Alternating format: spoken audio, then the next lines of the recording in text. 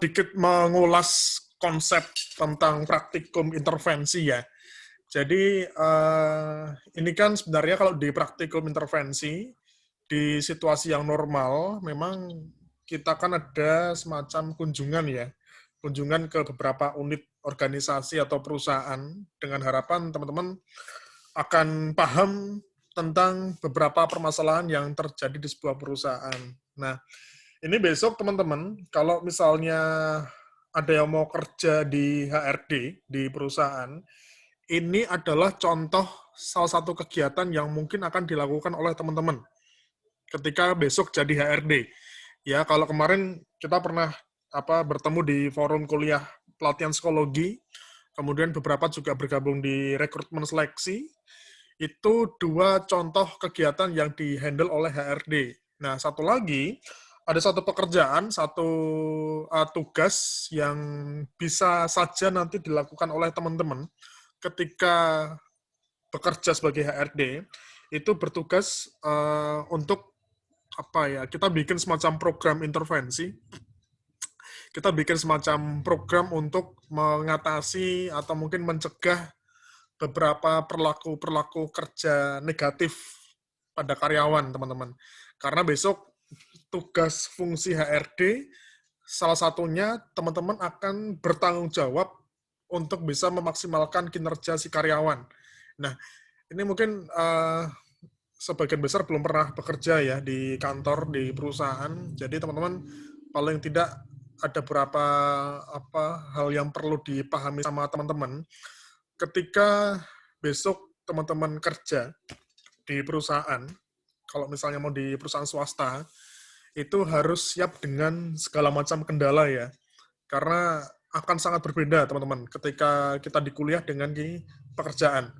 Kalau mungkin di kuliah, ya kendalanya, problemnya pas kita mungkin terima tugas dari dosen, harus kumpul tugas di waktu sekian misalnya, kemudian ada godaan harus kuliah jam 7 pagi, kita pernah ya, jam 7 pagi, pagi-pagi udah kuliah, jam 6 sudah harus siap ya.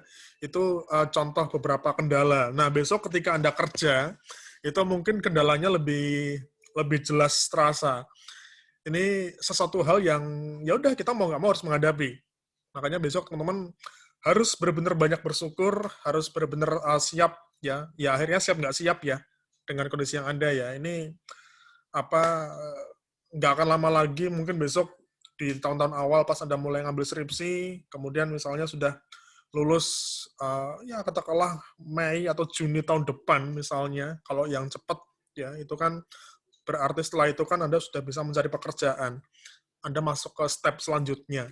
Nah, di praktikum intervensi ini teman-teman di satu sisi ini kan teman-teman berlatih menjadi seorang HRD atau konsultan, ya, mengamati sebuah permasalahan di perusahaan, kemudian bikin program untuk memberikan solusinya. Nah, di sisi yang lain, ini kan teman-teman juga besok mau kerja nih, calon karyawan nih, teman-teman, ya, dan dalam artian ketika kita besok menjadi seorang calon karyawan, sampai akhirnya masuk sebagai seorang karyawan, ya seperti yang saya sampaikan tadi, akan ada banyak hal-hal yang baru yang akan ditemukan oleh teman-teman.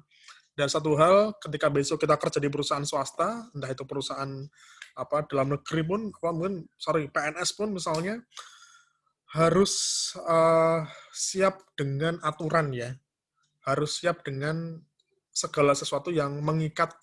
Karena prinsipnya, kalau kita tergabung di suatu organisasi, dalam hal ini perusahaan, mau tidak mau, kita harus mengikuti aturan yang ada di sebuah perusahaan. Itu yang harus teman-teman cermati dan pahami. Ya, oke, nanti sambil ngobrol ya, kita santai aja ya, teman-teman ya, sambil diskusi. Ya, kita menghabiskan waktu Zoom-nya ini aja, sekitar setengah jaman. Oke, ini Mbak Ratna, saya jadikan host, bisa coba di-share screen dulu, Ratna.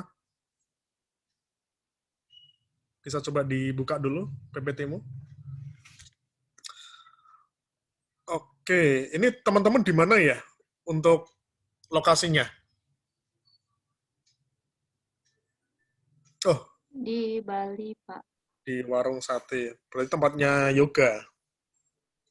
Iya, Pak. Oke, ini tempat usahamu yoga atau bukan? Punya keluarga, Bapak. Oh, punya keluarga. Oke, nanti kita bahas ya. Oke, Ya. teman-teman, Ya. silakan ya. Ini untuk yang pertama, monggo siapa yang mau menyampaikan terlebih dahulu. Waktu dan tempat kami persilahkan. Silakan. Terima kasih sebelumnya. Selamat pagi. Terima kasih telah datang pada kesempatan kali ini. Sebelumnya, kami dari kelompok 4 ingin mempresentasikan mengenai rancangan intervensi yang akan dilakukan di warung makan Sedana Yoga.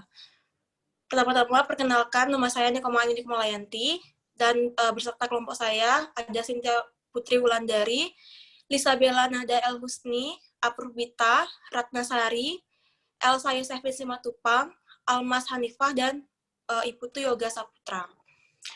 Selanjutnya, dapat dilanjutkan oleh Bella yang akan membahas mengenai profil perusahaan warung makan Sedana Yoga. Yang selanjutnya yang akan membahas selanjutnya itu Approve, membahas mengenai asesmen awal. Kemudian Cynthia yang membahas permasalahan yang ada di warung makan Sedana Yoga. Kemudian terakhir rancangan intervensi akan dibahas oleh Almas Hanifah. Dipersilakan untuk teman-teman dimulai presentasinya. Oke, baik. Terima kasih. Di sini saya akan menjelaskan mengenai profil perusahaan. Nah, untuk perusahaan yang akan kami jadikan sebagai lokasi intervensi, yaitu Warung Makan Sedana Yoga. Nah, perusahaan ini bergerak di bidang kuliner khas Bali. Adapun produk yang dihasilkan di perusahaan tersebut yaitu berupa konsumsi, yakni olahan daging dan juga sayuran yang dimasak dengan metode dan juga rempah-rempah khas Bali. Nah, perusahaan ini berdiri sejak tahun 2004 oleh Bapak Suwardana selaku pemilik warung makan Sedana Yoga. Yang kebetulan Bapak Suwardana ini merupakan bapak dari salah satu anggota kami. Nah, untuk lokasi perusahaan ini sendiri yaitu di Jalan Nusa Kambangan nomor 175 Denpasar, Bali. Nah, alasan mengapa owner ini mendirikan usaha tersebut yaitu pada awalnya beliau ingin menambah penghasilan dan juga dikarenakan pada waktu itu di sekeliling daerah tersebut masih belum ada usaha yang bergerak di bidang kuliner tersebut dan juga sekaligus sebagai mengisi waktu luang di waktu sore hari. Sehingga ide untuk membangun usaha ini itu selain dikarenakan untuk mengisi waktu luang di sore hari dan juga menambah penghasilan, usaha ini didirikan juga karena peluang dan targetnya masih cukup besar. Selanjutnya.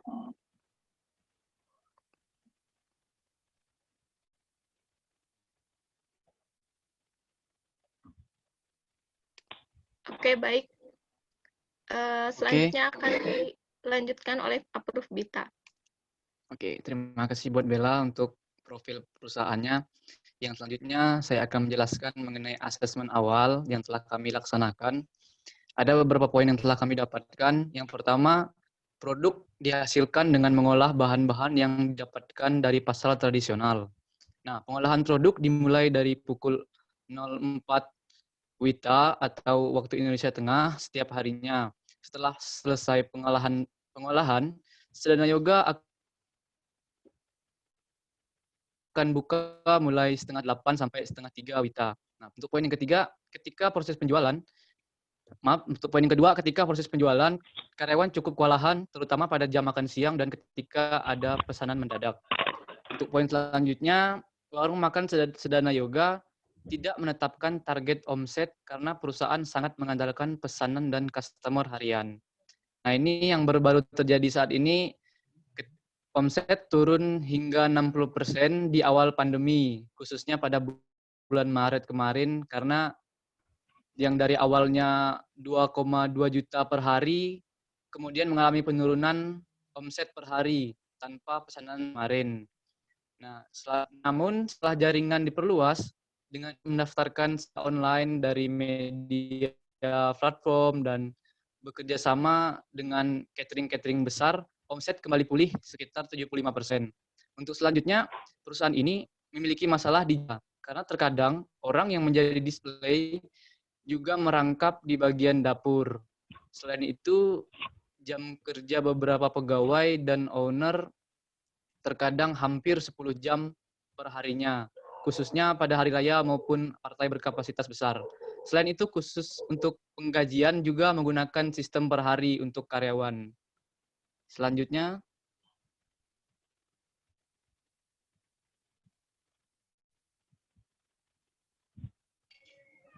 Ya, selanjutnya saya akan menjelaskan permasalahan dari warung Sedana Yoga. Di sini ada beberapa poin dari permasalahan. Yang pertama, permasalahan yang dialami karyawan di perusahaan tersebut, yaitu pada pembagian kerja pada setiap karyawan yang belum sesuai. Terkadang karyawan menjadi display juga merangkap bekerja di bagian dapur. Yang kedua, selain itu, performance terkadang kacau saat jam makan siang khusus kerja ataupun pesanan besar tanpa order terlebih dahulu, sehingga terkadang cukup kewalahan. Selain menangani customer, lain juga membuat pesanan yang mendadak. Yang ketiga, jam kerja beberapa pegawai juga terkadang hampir 10 jam sehari, bahkan mungkin lebih pada saat hari raya maupun pesanan partai berkapasitas besar, sehingga kesehatan dan keselamatan kerja karyawan tidak diperhatikan. Yang terakhir, karyawan juga terkadang merasa panik, tertekan atau terbebani ketika pesanan yang banyak atau mendadak, sehingga tak jarang karyawan menjadi emosi bahkan terjadi konflik. Saya akan melanjutkan untuk rancangan intervensinya. Setelah melalui diskusi oleh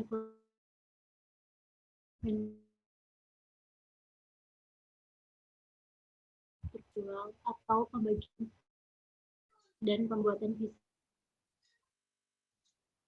ini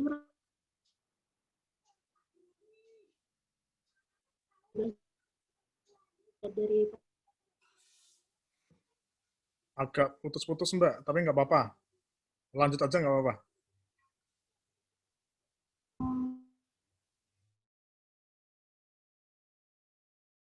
sangat ini belum jelas. Ketika sudah jelas job desk-nya, maka pada setiap karyawan yang sudah mengetahui dengan jelas pekerjaannya, performance-nya akan meningkat. Konflik-konflik pun dapat dikurangi dan dihindari. K3 karyawan pun bisa diatasi. Begitupun dengan visi misi perusahaan, jika perusahaan tersebut memiliki visi misi, akan terciptanya pencapaian yang ditargetkan. Sehingga sedangkan untuk warung makan Sedana Yoga ini masih belum memiliki visi misi tersebut. Sehingga nantinya dalam proses pengembangan perusahaan akan terhambat.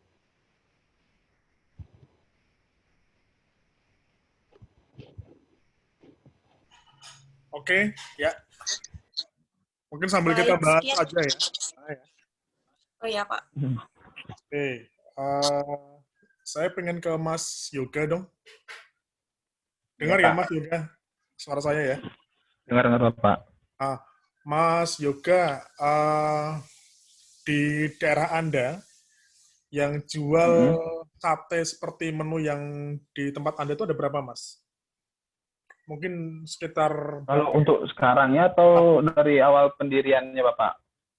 setahun yang lalu mungkin, Mas, sebelum COVID ya? Kalau untuk setahun yang lalu itu di sepanjang jalan kita ambil lah jaraknya itu 1 kiloan gitu ya Pak ya? 1 kilo. Ada berapa yang 1 kilo. sejenis ya?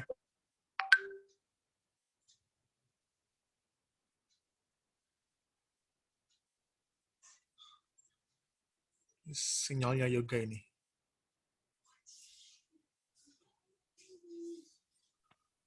Halo.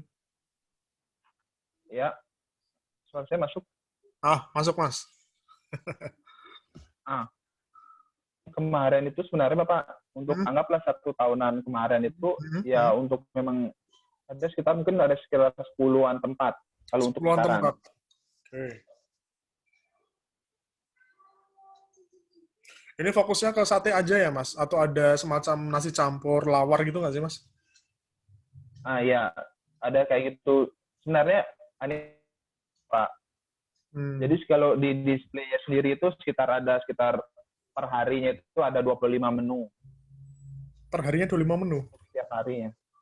Oke. Ya. Oke, satu hal mungkin teman-teman, ini kalau kita bisa bilang usaha jenis seperti ini ya, restoran atau mungkin katakanlah produksi sebuah produk ya, ini merupakan contoh perusahaan yang saya kira mudah untuk kita menganalisa dari sisi SDM-nya, teman-teman. Karena kalau misalnya usaha seperti ini, output-nya jelas. Ya, kalau misalnya di pabrik, di restoran, ya, makanan dan sebagainya, itu kalau tidak kualitas produknya sama kualitas pelayanan. Nah, memang karena kondisi COVID, kondisi pandemi, segala sesuatunya jadi berubah ya. Cuma kalau masa-masa sebelum COVID, mohon maaf Mas Yoga, mungkin sebelum Januari tahun ini ya, kalau terkait output-nya gimana Mas, usahanya di tempat Anda? Mungkin mohon maaf terkait dengan omset, terkait dengan pemasukan, apakah stagnan? Ini sebelum kita ngomongin COVID ya, sebelum kita ngomongin pandemi ya. Apakah stagnan, ada penurunan, atau ada peningkatan, Mas? Gimana ya? Kalau dibilang pas kemarin, kan kemarin kebetulan sebelum COVID itu kan sempat liburan itu, dan itu tuh memang untuk kayak misalkan awal bulan sama akhir bulan itu peningkatannya lumayan Bapak. Jadi kalau misalkan kalau dikatakan stagnan enggak juga. Jadi misalkan di kayak pertengahan bulan itu mulai menurun sedikit tapi nggak nyampe 20%, paling 10 atau 15% itu turun, nanti pas di akhir bulan seperti itu nanti naik lagi seperti itu. Oke, tadi Mas Aprov ya, kalau nggak salah ya, menyampaikan soal omset ya. Jadi teman-teman, pertama yang ini buat pemahaman umum ya, kita bisa mengetahui sebuah perusahaan itu sehat atau enggak, itu biasanya ada 4-5 indikator teman-teman. Yang pertama, itu biasanya soal omset atau laba. Jadi seorang owner atau pimpinan sebuah perusahaan tentunya punya tujuan, punya target, entah per hari, entah per minggu, atau entah per bulan. Nah, ketika ada laba atau omset mengalami penurunan atau stagnan, itu bisa dikatakan ada penurunan ya terkait dengan kualitas perusahaannya.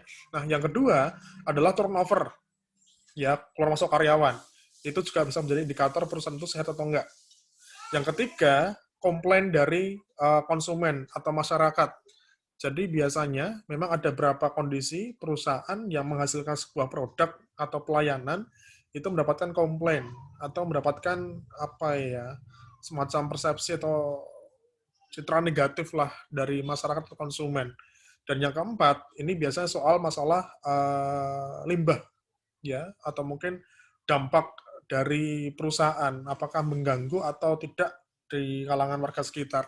Tapi biasanya yang jadi patokan omset atau turnover atau produktivitas. Jadi itu yang mungkin perlu dilihat dulu teman-teman.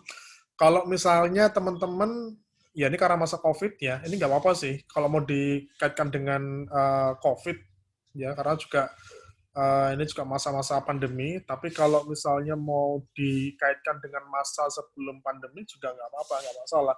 Nah, untuk menjelaskan akar masalahnya, ini kalau di konsepnya intervensi itu kan sebenarnya teman-teman fokus saja ke satu akar masalah ya. Tadi kan saya lihat teman-teman banyak nih menjelaskan masalah-masalah yang ada di perusahaan. Nah, sebaiknya teman-teman memilih satu saja masalah yang paling krusial. Ini kan saya lihat pertama ada soal pembagian kerja.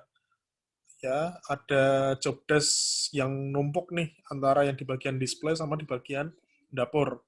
Kemudian ada kondisi si karyawan tidak cukup atau mungkin panik ya, terbebani ketika ada pesanan mendadak. Ya, kemudian yang ketiga jam kerja yang sampai 10 jam. Nah, teman-teman dari permasalahan ini dipilih satu saja permasalahan yang kira-kira paling berdampak ke output-nya perusahaan. Itu yang mana? Ini nanti mungkin teman-teman perlu ngobrol lagi dengan Mas Yoga. Kira-kira dari sekian banyak permasalahan ini, ya kalau kita mau ngomongin permasalahan di perusahaan banyak ya, saya kira ya. Tapi cobalah teman-teman milih di antara sekian banyak permasalahan di sebuah perusahaan, yang menurut kalian itu dianggap permasalahan yang paling krusial, permasalahan yang paling penting, atau permasalahan yang paling berdampak pada perusahaan. Itu yang mana? Dan itulah nanti yang akan diintervensi. Jadi besok untuk intervensinya, untuk programnya, itu cukup satu saja, teman-teman. Ini saya agak menyamakan konsepnya dengan kita skripsi ya. Ini kan mungkin sebagian besar sudah ngambil P3. Ya, ini baik yang di PIO, klinis, atau pendidikan, tergantung ruang lingkup subjek dan lokasi penelitiannya ya. Kalau kita mau ngomongin permasalahan deh di sebuah perusahaan, banyak tentu. Anda mau ngambil judul apapun bisa aja kan di suatu perusahaan. Ini yang PIO mungkin ya di subjek ya. Tapi dari sekian banyak permasalahan, kira-kira mana permasalahan yang Anda anggap penting? Makanya ketika kita mengangkat variabel tergantung, ini agak menyinggung soal skripsi ya. Ketika kita mengangkat variabel tergantung sebagai pokok masalah kita, Anda harus punya keyakinan, Anda harus punya dasar bahwa itu adalah masalah yang paling krusial buat subjek atau lokasi penelitian Anda. Misalnya gini, teman-teman. Misalnya katakanlah Mas Putu nih, Mas Putu Yoga penelitian di Bank BCA misalnya. Terus diketahui Bank BCA Denpasar misalnya.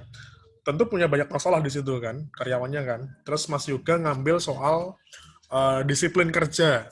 Nah, Mas Yoga beranggapan bahwa disiplin kerja ini paling berdampak dan paling mempengaruhi permasalahan umum bank tersebut. Itu harus punya dasar. Apakah masalah itu memang berdampak pada tujuan atau output perusahaan. Nah, ini yang saya kira teman-teman fokus di intervensinya seperti itu sih. Kalau misalnya gini ya, katakanlah yang jadi problem ini adalah pembagian kerja ya yang belum sesuai. Jadi ada kondisi merangkap antara display dan juga dapur. Nah, kalau misalnya teman-teman menganggap permasalahan ini paling penting, apakah ada dampak secara luas di operasional perusahaan sebagai akibat dari masalah ini? Misalnya, karena mungkin job desk-nya merangkap, ya, jadi mungkin karyawan nggak maksimal, sehingga banyak pekerjaan yang tidak tertangani, mungkin yang di bagian dapur sambil masak, mungkin efeknya ke kualitas hasil masakannya misalnya, terus nggak enak, terus mungkin nggak banyak orang yang datang ke situ lagi misalnya. Nah, kita nggak tahu. Ini tergantung bagaimana teman-teman melakukan analisa. Jadi, kalau mau kita ngomongin staf perusahaan, ya masalah banyak. Cuma terkadang ada beberapa masalah yang masih bisa terhandle. Ada beberapa masalah yang dialami sama karyawan, itu masih oke lah, ini jadi bagian tantangan, nggak berpengaruh ke output. Tapi ketika masalah tersebut sampai pengaruh ke outputnya perusahaan, itu yang harus segera kita teliti. Oke, Mas, ini berapa karyawan ya, Mas, di tempatnya Mas Yoga? Ada sekitar 7, Bapak. 7 karyawan. Oke, nanti coba ya, teman-teman. 7 karyawan ini, jam bukanya dari jam berapa sampai jam berapa, Mas? Sebenarnya kita kalau di bukanya sendiri itu mulai jam 7:30. Pagi? Iya, 7:30 pagi. Tapi mulai ada beberapa gitu yang kerja itu mulai dari jam 4, 3:30, 3:30 juga ada. 4:30 pagi. Nah, itu kenapa? Mohon maaf, itu karena memang aturan dari keluarga seperti itu? Atau memang jadi yang mulai duluan malah keluarga, Bapak. Jadi kalau karyawan tuh biasanya datang misalkan jam 7 begitu, atau setengah 7 lah. Mereka udah datang biasanya. Tapi kalau dari keluarga sendiri itu mulai dari jam 3:30 atau jam 4 gitu. Soalnya kan harus ngambil barang, ada yang ya Masaknya pagi. misalkan kayak masak nasi begitu kan cukup lama butuh waktunya. Nah, ini Gitu. kan beberapa aturan yang diterapkan perusahaan, ini kan juga punya teman-teman yang lain juga punya gambaran ya, bahwa setiap aturan yang ditentukan oleh perusahaan manapun itu, kan selalu berkorelasi dengan tujuan. Jadi memang ada beberapa kondisi, misalnya rumah makan buka dari pagi sampai sore, atau mungkin bahkan sampai malam. Karena mungkin dia mengejar keuntungan misalnya, sehingga bukanya dibuat lama. Tapi mungkin juga ada yang warung makan yang hanya membuka malam aja dengan bahan baku yang mungkin tidak sebanyak yang lainnya. Karena fokusnya dia ya udah kerja yang cukup aja deh, nggak usah terlalu ngoyo, atau mungkin hanya menambah penghasilan saja. Nah, ini kan juga kembali ke tujuan dari perusahaan masing-masing seperti apa. Karena kalau bisa kita bilang prinsipnya orang buka usaha, nah ini kita nyinggung praktek perusahaan lagi ya. Prinsipnya orang buka usaha itu kan ada 3 ya, teman-teman ya. Yang pertama untuk memenuhi kebutuhan hidup. Yang kedua, dia ngikuti tren di kalangan masyarakat. Dan yang ketiga, karena idealisme, pengen ngembangin kreativitasnya. Nah, ini yang mana? Istilahnya arahnya mau kemana sih? Lebih ke memenuhi kebutuhan hidup. Yang kedua, lebih ikut-ikutan aja tren, ya, hanya untuk menambah penghasilan. Atau yang ketiga, benar-benar pengen beridealis, pengen benar-benar mengembangkan produknya. Seperti itu. Nah, ini nanti nyambung lagi ke di slide 4 ini ya, yang asesmen awal ini tadi. Ini kan diketahui bahwa omset turun hingga 60% di awal pandemi, khususnya bulan Maret. Ya, nah kalau kita ngomongin pandemi COVID, ya memang ada beberapa usaha tetap bisa jalan, walaupun mungkin mengalami penurunan, tapi nggak terlalu signifikan. Tapi mereka tetap bisa jalan, tapi dengan merubah strategi. Misalnya, delivery, yang biasanya makan di situ kan. Terus dia merubah strategi promosi di sosmed, ya. Kemudian bisa melakukan pesan antar misalnya, atau seperti apa. Ya, makanya kan kalau masa-masa pandemi seperti itu kan benar-benar menguji mental sama kreativitas si pengusaha kan. Nah, dia sanggup menyesuaikan diri dengan kondisi, ya dia akan tetap jalan terus. Tapi misalnya tidak bisa mengikuti lagi, ya sudah, dia akan akan kelabakan. Ya, saya nggak tahu di Bali kayak gimana kondisinya ya, karena mungkin 70% sampai 80% orang Bali itu kan nyari duit dari wisata ya, Mas Yoga ya. Travel ya, jadi guide ya, buka losmen, buka hotel, buka rumah makan, buka jasa peminjaman mobil, motor dan sebagainya. Ada yang benar-benar ngelola di wisata. Saya nggak tahu kondisi Bali pendapatannya APBN-nya dan sebagainya seperti apa. Nah, itu apakah juga pengaruh atau enggak. Gitu mungkin teman-teman.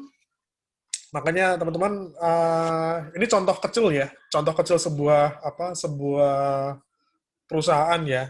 Makanya ketika mungkin yang jadi yang bisa menjadi pelajaran ketika besok teman-teman akan kerja di perusahaan, harus benar-benar pahami dulu konteks perusahaannya seperti apa.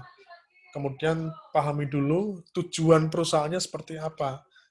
Anda harus benar-benar mempelajari profilnya seperti apa, sehingga tidak tidak kaget ya. Dan mungkin di sisi yang lain, kalau sebagai owner misalnya atau mungkin sebagai HRD, kita menentukan orang-orangnya, misalnya merekrut, menseleksi orang, kemudian mempekerjakan sesuai dengan jabatannya, itu kan juga disesuaikan sama arah perusahaannya kemana kan.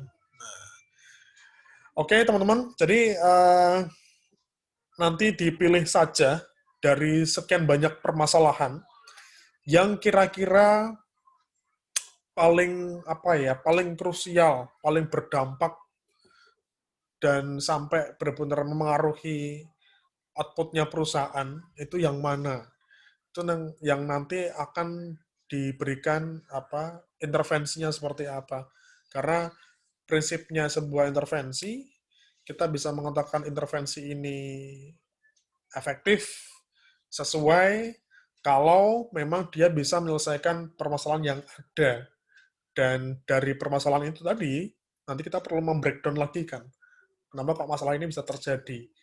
Jadi, apa ya, ini benar-benar anu sih, teman-teman, kita bermain analisa sih. Karena kalau kita melihat suatu permasalahan, ya udah jangan dilihat di depannya aja. Kita perlu lihat di belakangnya seperti apa. Makanya kan prinsipnya kita tuh kan, prinsipnya jangan melihat di depannya seperti apa, tapi lihatlah apa yang menyebabkan itu bisa terjadi. Nah, kayak gitu. Kayak misalnya karyawan ya, karyawan di perusahaan, mereka sering telat masuk kerja, masuknya jam 9, jam 10. Kalau kita orang awam, lihatnya itu nggak disiplin itu karyawannya harusnya masuk pagi, kok masuknya siang.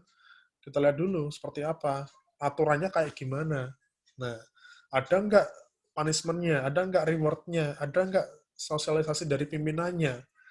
Karena setiap ada asap, ya, pasti ada apinya kan. Nah, itu tadi sih, teman-teman. Oke, gitu mungkin teman-teman ya dari kelompok 4 nanti coba direvisi saja. Nanti untuk di UAS ya laporan cukup satu kelompok ya, satu proposal, satu laporan, satu kelompok ya. Oke, ada yang mau ditanyakan dulu nggak teman-teman? Monggo, silakan. Terkait dengan intervensi, terkait dengan apa? Persiapan besok mau kerja. Oh ya, satu lagi ya, teman-teman ya. Ini nggak semua HRD di perusahaan punya tugas seperti ini. Jadi besok teman-teman kalau misalnya Anda ngelamar sebagai HRD, dicek dulu ya, ini HRD-nya ngapain kerjaannya. Soalnya nggak semua HRD di perusahaan itu mengerjakan tugas yang sama. Makanya kan ini sudah semester 7, harusnya teman-teman sudah punya sudah punya peminatan soal keterampilan. Ini kan udah hampir semua mata kuliah diambil kan.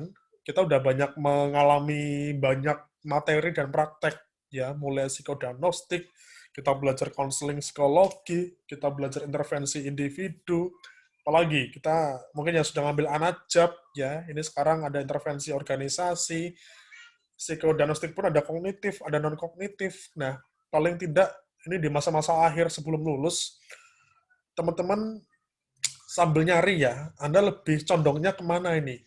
Bidang yang paling Anda sukai.